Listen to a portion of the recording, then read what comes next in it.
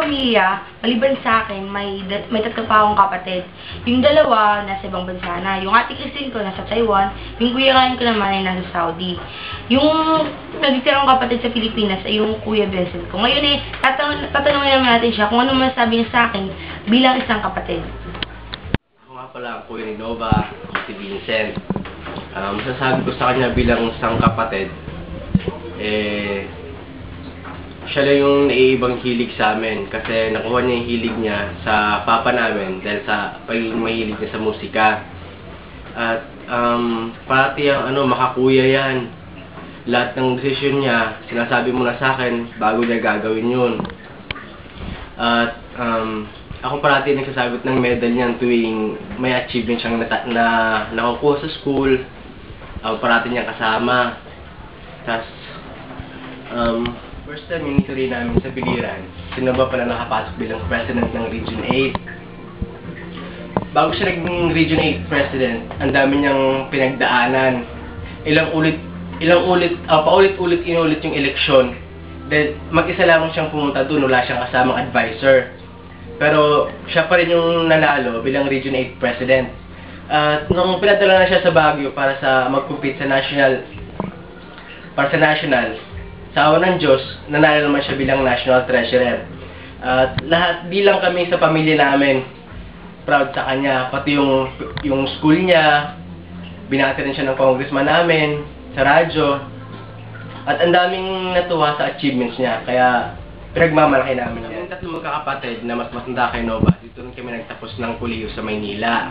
At ngayon si Nova na yung nag-aaral ng kolehiyo ngayon, umaasa rin kaming makakapagtapos din siya kagaya ng nagawa namin. At masasabi kong kahit galing kaming probinsya, kaya namin makipagsabayan dito sa syudad. At lahat naman ng hirap tinis namin, makapagtapos lang kami. Alam din namin kaya din gawin ni Nova yun.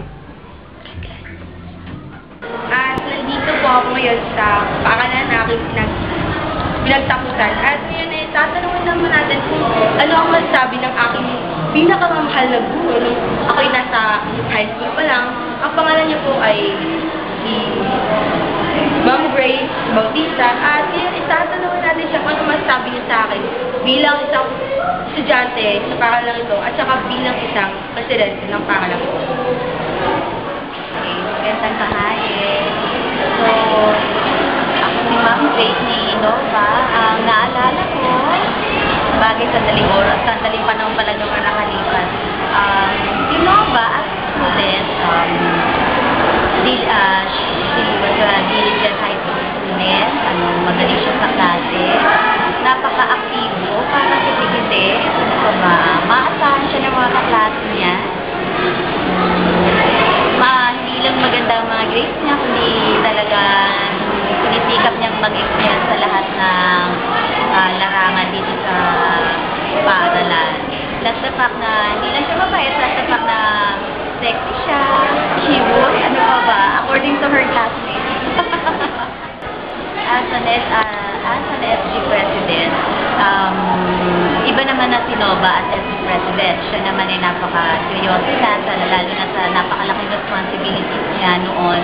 Hindi lang kasi siya full student government president, hindi siya rin ang president ng division ng Region 8 at saka division Biliran, kundi pati Region 8 SG president. And then fortunately, she's the current treasurer ng National Federation of Student Government.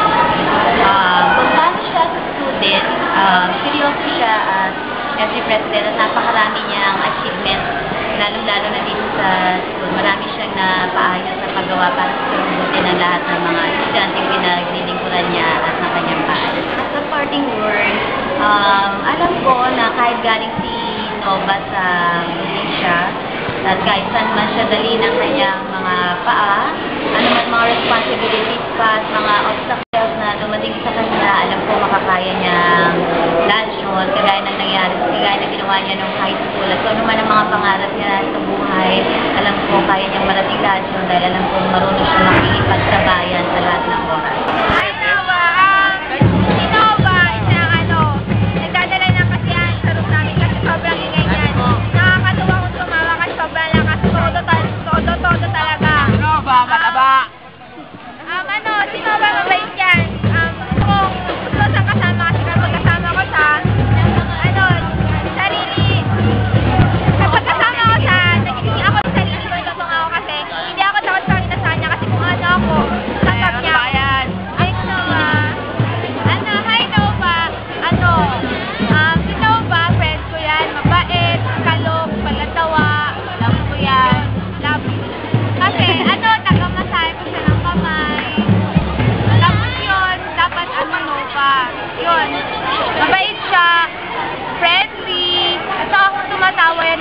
amplifier.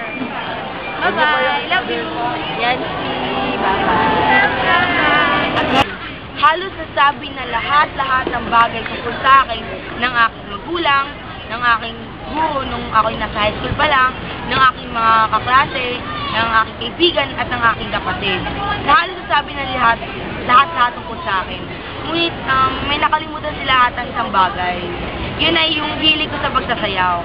Nakalimutan nila na mahilig ako sa pagsasayaw, lalo na yung mga festival. Palagi akong sumasali doon. Palagi akong napusiling reyna pagdating sa festival. Isa sa pinaka-embarrassing moment na nangyari sa aking buhay ay nung ako'y 6 na taong gulang pa lang. First time ko pumunta ng Maynila. Dinala ako ng tita ko sa SM. Pumunta kaming SM, nakakita ko ng escalator. First time ko nakakita ng escalator. Ang unang reaction ko ay takot na takot ako.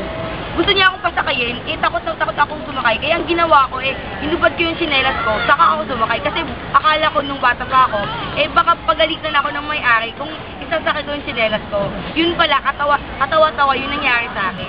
Isa sa pinaka-unforgettable moment na nangyari sa buhay ko ay yung makapunta ako sa Baguio.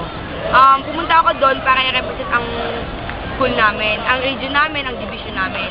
Ako ay nabilang sa Region 8. Pumunta ako doon para makipag-compete sa posisyon na treasurer, ingat yaman. Pinalad naman, nanalo ako.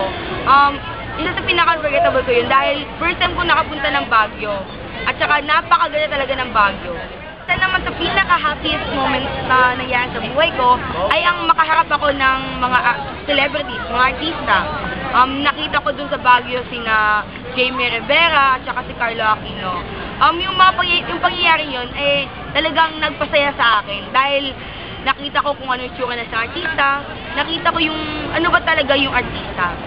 Isa sa pinaka-unforgettable moment ko ay nung JS, yung Junior and Seniors Prom.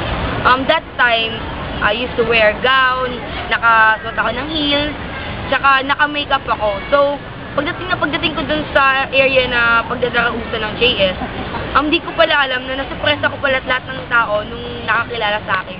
Dili nila akalain na yung Nova na lalaki kong kumilos, tomboy, yung may pagkalalaki, di nila akalain na makakapagsuotin pala ng ganong klaseng damit. At ngayon, kasalukuyan akong nag-aaral sa STU.